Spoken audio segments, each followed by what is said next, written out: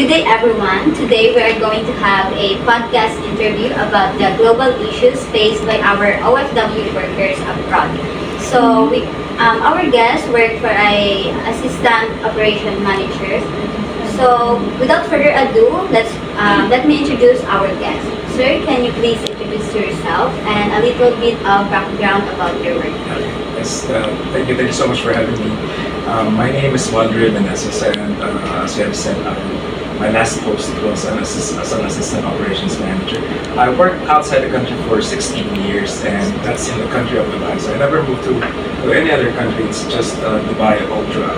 So I started in 2004 up to 2000, I would say 2019, 2020. There's a little bit of a gap there, but almost 16 years. Thank you, sir. So, let us have Miss Daniela Lascano. So, before me, let's I am Daniela Lascano, and before we start, we would like to thank you for this opportunity to collaborate with us for our podcast. So, first question, we would like to know what motivated you to become an OFW? Were there specific factors or circumstances that led to your decision? That's a very good question. Do you want the long answer or the short answer? Okay, so I think let's start with each and every OFW has a personal reason for going outside the country. So you cannot generalize it. So for me, what drove me is that I tried everything here in the Philippines, and I was successful at first, but for some reason my savings got depleted at the end of it, and I'm thinking, okay, so I'm back to square one. So let me just go outside the country and try my luck outside the country. So I tried it here. Like I mean, it was not my first choice to go outside the country. But then something happened. And, okay, let me try outside. Let me try my luck outside. Maybe some opportunities, like the big ones are out there. I guess there's opportunities everywhere, right? Like there's opportunities in Bacolod, there's opportunities in Manila, there's opportunities in Singapore. But the timing and I think your situation at the time is something that would affect your decision in going out. So that's your situation, definitely your situation. Circumstances around you at that time will definitely be a factor in your decision for going out. So, here's my answer. I'm Lucia Kiriazao. So, the next question is, can you share some of the challenges you face as an OFW in a foreign country? How did you overcome them? That's a very good question. So there are multiple challenges that you're going to face when you go outside the country. So the country that I went into is Dubai. Okay, so Dubai is an Arabic speaking country. It's also Islamic, right? So the religion is predominantly Islam. Okay, although they're quite open, but these are the two things that you're going to immediately notice, or that you're going to immediately feel. Okay, so that's one factor. So they say it's culture shock. It's not really a shock. It's more like it's more like compatibility. So here you see a lot of pork items. You don't see pork items in Dubai. There are only a few places where you get to see that. And then of course it's Arabic, right? So there's a language barrier. So I'm Tagalog. Okay, so when I move into Bacolod, the Hiligaynon is a barrier for me. So it's the same thing. Same thing when you go to a foreign country, there's going to be a language barrier. And workplace-wise, the culture is different. Filipino culture is different from foreign culture. So you need to be able to adapt to the culture of the new workplace. Okay, that would be, I would say, that would be the two most major issues. Apart from, of course, if you're being away from the family, right? So you're going to get homesick. That's another one. But we have all the families abroad, so they don't really encounter that issue. So the first two issues I would say is culture compatibility and yes, is culture compatibility and religion and ethnicity and just a big major change in environment. So, good morning, sir. I am Miss Natalie, and here's my question. So, what are the some common issue and concern faced by OFW in general? Are there any specific challenges that you think need more attention? That is something that's quite difficult to answer because you again, I think it varies in regards to the location, in regards to the culture, and in regards to the workplace. So, like as you're already aware, there are a lot of Filipino domestic helpers, right? So their challenges are different from the challenge that I face. So when I started in Dubai, I started as a waiter at the beach, right? And I'm going back to my answer earlier on. So the language is a little bit of a barrier for me. So modesty aside, I'm lucky that I know how to speak English, right? And but if someone is Arabic and they're going to speak with me in Arabic, or there's a Russian guest which is quite predominant in Dubai, it's something that's going to be difficult to communicate. So uh, I wouldn't say common issues, right? I think okay, let me if there is something that's common, it's being away with your loved ones. So it's about familiarity. Like you're very familiar with your location in the Philippines, right? You know where to go when you want to when you're sick. You know where to go when you need something that you need on a daily basis. But outside the country, it's one of the first struggles that you're going to face. Next.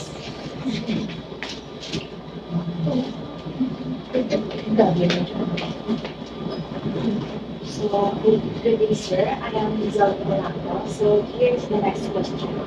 So, how has your experience as an OFW shaped your perspective on migration and the global workforce?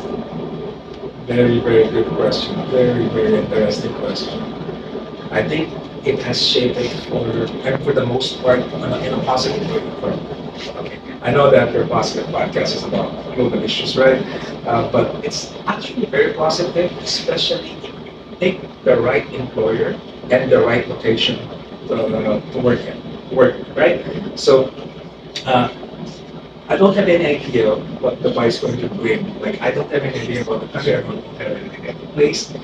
I just I gambled and tried my luck. But I was so lucky. I am so blessed that I saw that it's an open country, we're quite receptive with a lot of expats and workers all the companies, right? So for the most part, I'm truly blessed and truly lucky that I work here.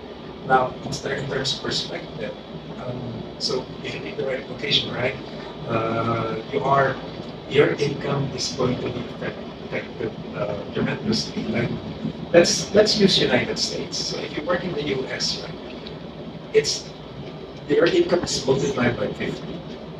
Can you imagine that if you make that amount of income back in the Philippines? So your spending power is, I mean, you have a really massive spending power. Be able to change your life, to be able to change the life of the people around. Next. Hello, sir. So I'm Michelle, and here's my question for you.